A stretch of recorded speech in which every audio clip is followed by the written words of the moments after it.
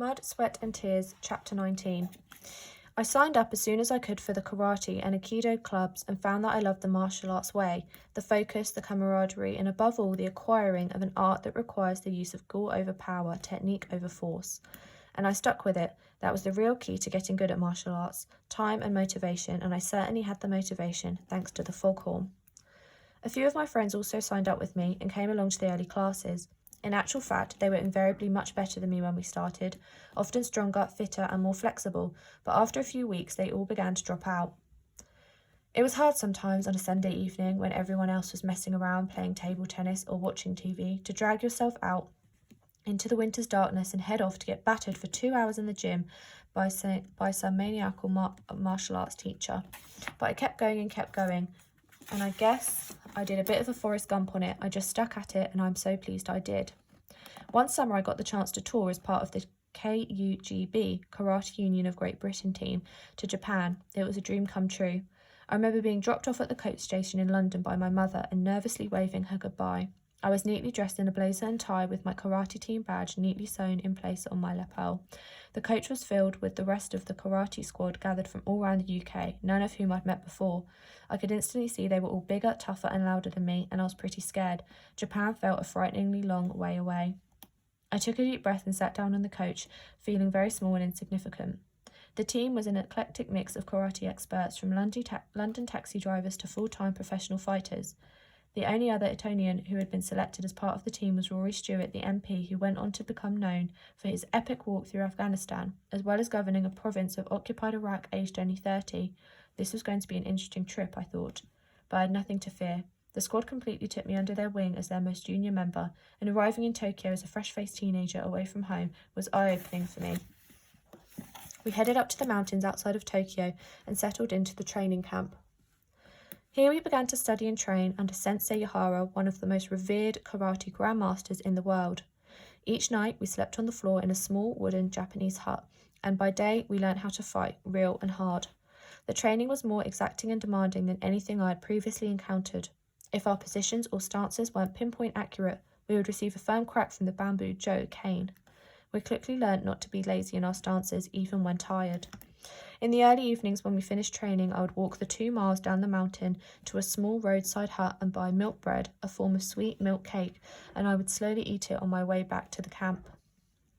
Then I would bathe in the natural hot volcanic springs and soak my tired muscles, and I loved it all. On our return to Tokyo en route back to the UK, we got to witness a private training session of the top 20 karate fighters in the world. It was intense to watch, fast, brutal at times, yet like poetry in motion. I was even more hooked than I had been before. One day I would be that good, I vowed. I will never forget the day when I finally got awarded my black belt and the pride I felt. The day of the grading had taken 3 years to arrive, and for those 3 years I had given it my all, training at least 4 or 5 times a week religiously. The final examination came and my mother came down to watch it. She hated watching me fight, unlike my school friends who took a weird pleasure in the fights, more and more so as I got better. But Mum had a bad habit. Instead of standing on the balcony, overlooking the gymnasium where the martial arts grading and fights took place, she would lie down on the ground, amongst everyone else vying to get a good view. Now don't ask me why. She would say it's because she couldn't bear to watch me get hurt, but I could never figure out why she couldn't just stay outside if that was her reasoning. I have, though, learnt that there is much logic to my wonderful mother, but at heart there is great love and concern, and that has always shone through with Mum. Anyway, it was the big day. I had performed all the routines and katas, and it was now time for the kumite, or fighting part of the black belt grading. The European Grandmaster Sensei Inuda had come down to adjudicate. I was both excited and terrified again. The fight started. My opponent, a rugby ace from a nearby college, and I traded punches, blocks and kicks, but there was no real breakthrough. Suddenly, I found myself being backed into a corner, and out of instinct, or desperation, I dropped low, spun around and caught my opponent square around the head with a spinning back fist. Down he went. Now this was not good news for me. It was bad form and showed a lack of control. On top of that, you simply weren't meant to deck your opponent. The idea was to win with the use of semi-contact strikes delivered with speed and technique that hit but didn't injure your opponent. So I winced, apologised, and then helped the guy up.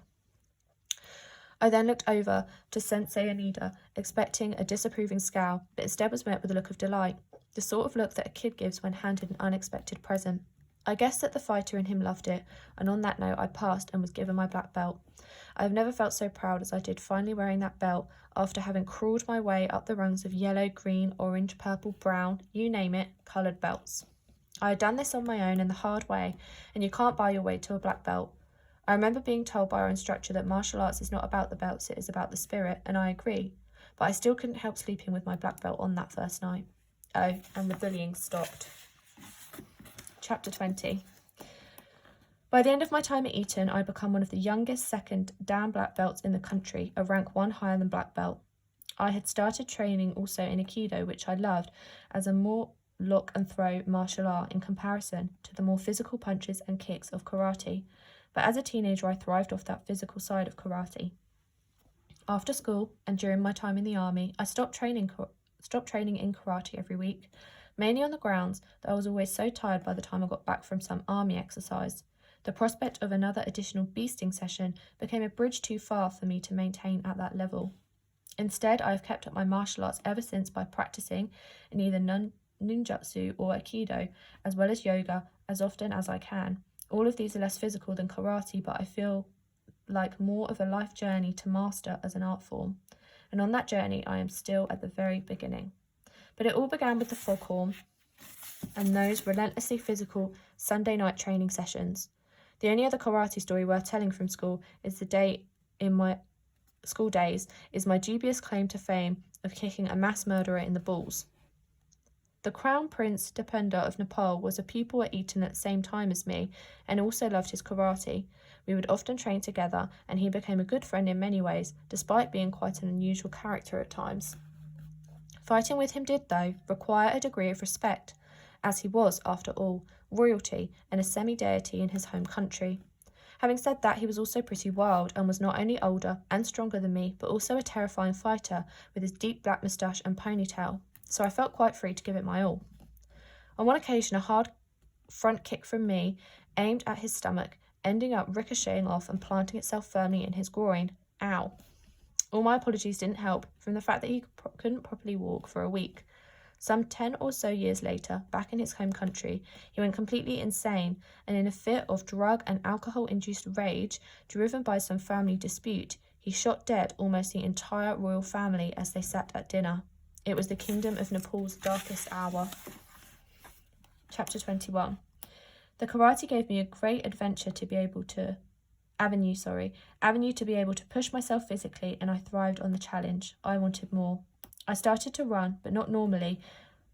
I would load up a backpack with weights and run at night for long distances, pouring with sweat. I pushed myself hard, sometimes until I vomited. I was exploring my limits and I felt alive on that edge. I was never the fastest, the strongest, or the best at anything, but that only served to fire me. I had a hunger to push myself, and I found out that I could dig very deep when I needed to. I don't really know where or how this hunger came about, but I had it. I called it the fire. Maybe it was trying to seek an identity in this big new world. Maybe it was frustration from my younger years. I don't really know, but I did know that I was beginning to be able to do stuff that no one else at school could do, and it felt good. One of those things was climbing. Not just normal climbing. I developed a taste for climbing the highest school buildings and steeples at night, and I loved it. I would explore all the forbidden areas of school and grounds, and I knew I was faster and more agile than any of the security guards that patrolled the college. I remember one night attempting an ascent of the school library dome, which stood about 120 feet high on top of a huge classical library building. The top dome was lead-lined and as smooth as marble, but with a classic line of weakness, the lightning conductor wire running up the dome's side. So Ranulph Phineas, a pupil at Eton, had wrestled with the problem of scaling this dome as well, and had finally conquered it by improvising a stepladder made with many small carpentry clamps he had borrowed from the school's woodwork shed. I knew it would be possible to do it without such climbing aids, if only the lightning conductor held with my weight. The night of the first ascent was clear and the sky bright with stars, and I moved nimbly from garden to garden, over walls, down passageways, and across tree limbs to reach the rear foot of the building. I had one accomplice with me, my good friend Al. A series of rooftops, then drainpipes, put us within 15 feet of the library roof, at which point the dome started. But to get onto the roof itself, some 60 feet up, involved first climbing an overhanging classical looking narrow ledge. Standing balanced precariously on the narrow top of a drain pipe, you had to give a good leap up to grab hold of the narrow ledge and then swing your whole body up and over. It took some guts and a cool head for heights. Get it wrong, and the fall was a long one, onto concrete. In an attempt to make it harder, the school security officers had put up barbed wire around the lip of the roof to ensure such climbs were impossible. This was probably installed after Ramthian's escapades onto the dome all those years earlier, but in actual fact the barbed wire served to help me as a climber. It gave me something else to hold on to. Once onto the roof, then came the crux of the climb. Locating the base of the lightning conductor was the easy bit, but the rough bit was then committing to it. It held my weight, and it was a great sense of achievement clambering onto the lead-lined small bell tower, silhouetted under the moonlight and carving the initials BG alongside the RF of Ramthians. Small moments like that gave me an identity. I wasn't just yet another schoolboy. I was fully alive, fully me, using my skills to the max. And in those moments I realised I simply loved adventure. I guess I was discovering what I was good at, was a little off the wall, but at the same time, recognising the feeling in the pit of my stomach that said, "Way to go, Bear, way to go." My accomplice never made it past the barbed wire, but waited patiently for me at the bottom. He said it had been a thoroughly sickening experience to watch, which in my mind made it even more fun. On the return journey, we safely crossed one college house garden and silently traversed half of the next one. We were squatting behind a bush in the middle of the housemaster's lawn, waiting to do the final leg across. The tutor's light was on, with him burning in the midnight oil, marking papers probably, when he decided it was time to let his dog out for a pee. The dog smelt us instantly, went bananas, and the tutor started running towards the commotion. Decision time. "Run," I whispered, and we broke cover together and legged it towards the far side of the garden. Unfortunately, the tutor in question also happened to be the school cross-country instructor, so was no slouch. He gave chase at once, sprinting after us across the 50-metre dash. A 10-foot wall was the final obstacle, and both of us, powered by adrenaline, leapt up it in one bound.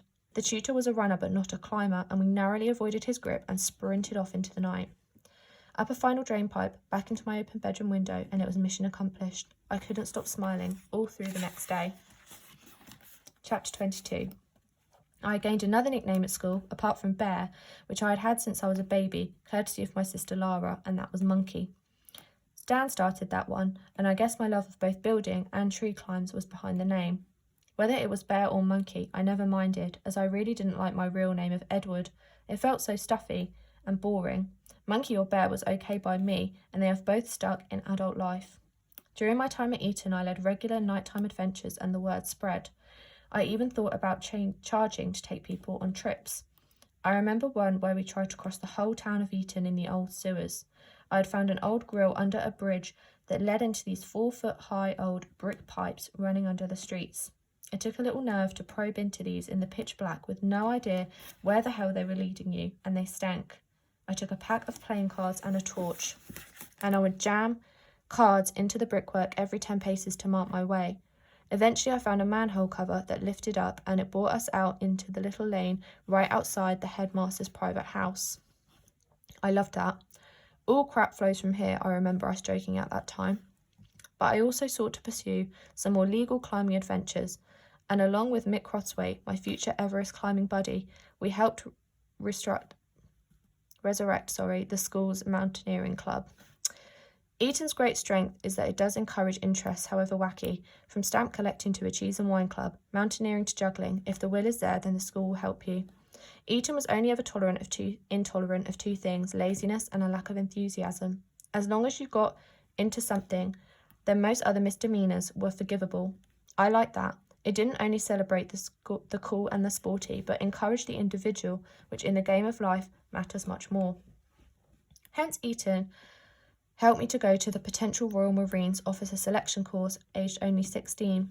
This was a pretty gruelling 3-day course of endless runs, marches, mud jumps, assault courses, high wire confidence tests, I'm good at those, and leadership tasks.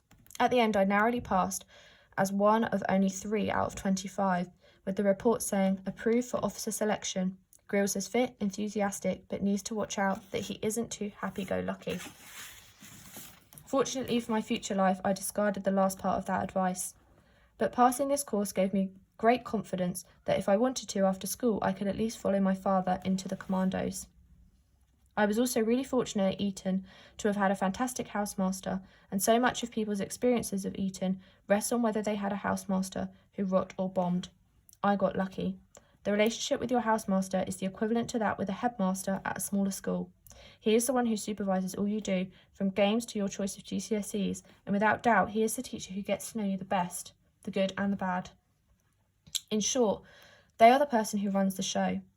Mr. Quibble was old school and a real character, but two traits made him great. He was fair and he cared, and as a teenager those two qualities really mattered to one's self-esteem. But boy, did he also get grief from us. Mr. Quibble disliked two things, pizzas and slough. Often as a practical joke he would order a load of Slough's finest pizzas to be delivered to his private door, but never just 1 or 2 pizzas. I'm talking 30 of them.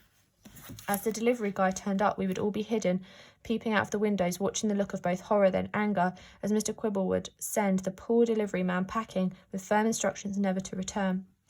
The joke worked twice, but soon the pizza company got savvy. One of the optional subjects we could study at Eton was motor mechanics, roughly translated as find an old banger, pimp it up, remove the exhaust, and rag it around the fields until it dies. Perfect. I found an exhausted-looking, old, brown Ford Cortina estate that I bought for £30, and with some friends we geared it up big time. As we were only 16, we weren't allowed to take it on the road, but I reckoned with my 17th birthday looming that it would be perfect as my first road-legal car. The only problem was that I needed to get it MOT'd to be considered roadworthy, and to do that I had to get a garage. That involved having an adult drive with me. I persuaded Mr. Quibble that there was no better way that he could possibly spend a Saturday afternoon than drive me to a repair garage in his beloved Slough. I had managed to take a lucky diving catch for the house cricket team the day before, so was in Mr. Quibble's good books, and he relented. As soon as we got to the outskirts of Slough, though, the engine started to smoke, big time. Soon, Mr. Quibble had to have the windscreen wipers on full power, acting as a fan just to clear the smoke that was pouring out of the bonnet. By the time we made it to the garage, the engine was red hot, and it came as no surprise that my car failed its MOT, on more counts than any car in the garage had seen for a long time, they told me. It was back to the drawing board, but it was a great example of what a good father figure Mr. Quibble was to all those in his charge, especially to the boys who really tried in whatever field it was, and I have always been, above all, a trier. I haven't always succeeded, and I haven't always had the most talent, but I've always given of myself with great enthusiasm, and that counts for a lot. In fact, my dad had always told me that if I could just be the most enthusiastic person I knew, then I would do well. I never forgot that, and he was right. I mean, who doesn't like to work with enthusiastic folk?